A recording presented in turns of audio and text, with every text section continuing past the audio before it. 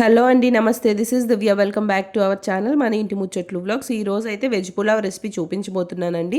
చాలా టేస్టీగా అలాగే సింపుల్గా చేసుకోగలిగే ఈ వెజ్ పులావ్ రెసిపీని మీరు కూడా ట్రై చేసి ఎలా వచ్చిందో నాతో కామెంట్ సెక్షన్లో అయితే షేర్ చేసుకోండి.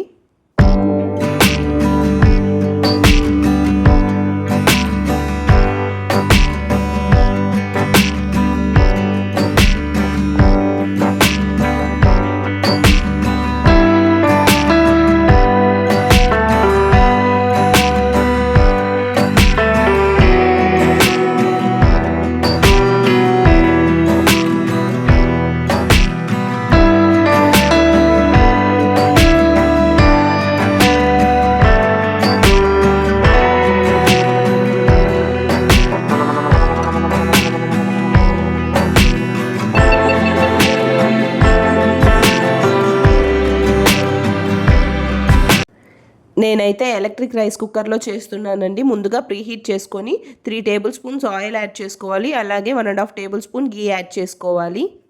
గీ యాడ్ చేయడం వల్ల టేస్ట్ అయితే సూపర్గా ఉంటుందండి. గీ మెల్ట్ అయిపోయిన తర్వాత ఇందులోకి మనం హోల్ స్పైసెస్ యాడ్ చేసుకొని ఫ్రై చేసుకోవాలి.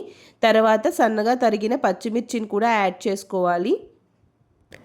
పచ్చిమిర్చి లైట్గా ఫ్రై అయిన తర్వాత ఇందులోకి ఆనియన్స్ యాడ్ చేసుకొని ట్రాన్స్పరెంట్గా అయ్యే వరకు ఫ్రై చేసుకోవాలి. ఆనియన్స్ అన్నీ గోల్డెన్ బ్రౌన్ కలర్లోకి టర్న్ అయ్యే వరకు మూత పెట్టి బాగా మగ్గించుకోవాలి. మనం నార్మల్గా చేసుకోవడం కంటే ఇలా ఎలక్ట్రిక్ రైస్ కుక్కర్లో చేసుకోవడం చాలా ఈజీగా ఉంటుందండి. ఇప్పుడు మూత తీసి చూద్దాము. ఆనియన్స్ అన్నీ ఫ్రై అయిపోయాయి కదా, ఇందులోకి అల్లం వెల్లుల్లి పేస్ట్ కూడా యాడ్ చేసుకుందాం. 1 టేబుల్ స్పూన్ అల్లం వెల్లుల్లి పేస్ట్ యాడ్ చేస్తున్నాను. ఈ అల్లం వెల్లుల్లి పేస్ట్ పచ్చివాసన పోయే వరకు ఫ్రై చేసుకోవాలి. ఇక్కడ చూస్తున్నారు కదా, ఆయిల్ సపరేట్ అయిపోతుంది. ఈ టైంలో మనం ఇందులోకి వెజిటబుల్స్ యాడ్ చేసుకుందాం. ముందుగా 1 అవర్ నానబెట్టుకున్న పచ్చి బఠానీ యాడ్ చేస్తున్నానండి. మిగిలిన వెజిటబుల్స్ అన్నీ కూడా యాడ్ చేసేసుకుంటున్నాను. ఇలా వెజిటబుల్స్ అన్నీ యాడ్ చేసిన తర్వాత మూత పెట్టి ఒక 5 మినిట్స్ మగ్గించుకొని తర్వాత ఇందులోకి స్పైసెస్ అవన్నీ యాడ్ చేసుకుందాం.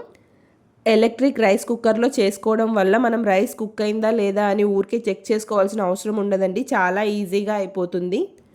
వెజిటబుల్స్ ఎప్పుడూ కూడా ఓవర్గా కుక్ చేసుకోకూడదండి. ఎందుకంటే మనకి పులావ్లో తగులుతూ ఉంటేనే బాగుంటుంది కదా, మరీ మెత్తగా స్మాష్ అయిపోతే అప్పుడు టేస్ట్ కూడా బాగుండదు. ఇప్పుడు ఇందులోకి సన్నగా తరిగి పెట్టుకున్న కొత్తిమీర అలాగే పుదీనా యాడ్ చేసుకొని ఒకసారి కలుపుకుందాం. ఇలాగే కొత్తిమీర పుదీనా యాడ్ చేయడం వల్ల వెజ్ పులావ్కి మంచి ఫ్లేవర్ వస్తుంది. ఇప్పుడు ఇందులోకి రుచికి సరిపడిన ఉప్పు, 1/2 టీ స్పూన్ పసుపు, అలాగే 1 టేబుల్ స్పూన్ కారం, 1 టేబుల్ స్పూన్ ధనియాల పొడి, 1/2 table spoon garam masala add చేసుకొని ఒకసారి బాగా కలుపుకోవాలి. 3 టేబుల్ స్పూన్స్ కర్డ్ యాడ్ చేస్తున్నానండి. ఒకసారి కలుపుకొని ఈ మసాలాలన్నీ వెజిటబుల్స్కి బాగా పట్టే వరకు ఒక 5 మినిట్స్ మూత పెట్టి ఉడికించుకోవాలి. ఈ విధంగా చేయడం వల్ల మనకి వెజిటబుల్స్ అన్నిటికీ కూడా ఈ మసాలాలు పట్టి తినేటప్పుడు టేస్టీగా ఉంటాయండి, చప్పగా లేకుండా. సో ఇప్పుడు ఇందులోకి మనం ముందుగా నానబెట్టుకున్న రైస్ యాడ్ చేస్తున్నాను. ఎప్పుడూ కూడా 1 కప్పు రైస్కి 2 కప్స్ ఆఫ్ వాటర్ సరిపోతుందండి. ఒకవేళ మీరు బాస్మతి రైస్ కనుక తీసుకున్నట్లయితే 1 కప్పుకి 1.5 కప్ వాటర్ సరిపోతాయి. సో వాటర్ యాడ్ చేసిన తర్వాత ఒకసారి కలుపుకొని మనం టేస్ట్ చూసుకొని సాల్ట్ ఏమైనా తక్కువైందంటే యాడ్ చేసుకోవచ్చండి. నేను కొంచెం ఫాస్ట్గా అయిపోతుందని వెజిటబుల్స్ అన్నీ కూడా స్టవ్ మీద ఫ్రై చేసేసుకున్నానండి. సో మూత పెట్టుకొని కుక్కర్ బటన్ అయితే ఆన్ చేసేస్తున్నాను. రైస్ కుక్ అయిపోయిన తర్వాత కీప్ వామ్లో ఒక 5 మినిట్స్ అలాగే వదిలేయండి. రైస్ అంతా కూడా సెట్ అయిపోతుంది. చూస్తున్నారు కదా, పొడి పొడిగా ఎంత బాగుందో. రైస్ కూడా మెత్తగా అయిపోకుండా అలాగే గట్టిగా కాకుండా పర్ఫెక్ట్గా వస్తుందండి రైస్ అయితే. కర్రీస్ ఏం తినాలనిపించినప్పుడు అలాగే ఏదైనా స్పెషల్గా చేసుకోవాలనిపించినప్పుడు ఈ విధంగా వెజ్ పులావ్ చేసుకున్నామంటే ఎంజాయ్ చేస్తూ తినేయచ్చండి. దీంట్లోకి ఆనియన్ రైతా చేసుకున్నామంటే సూపర్గా ఉంటుంది.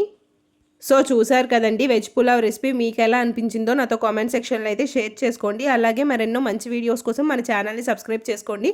వీడియో నచ్చినట్లయితే లైక్ చేయండి, షేర్ చేయండి. Thank you so much for watching this video. Bye.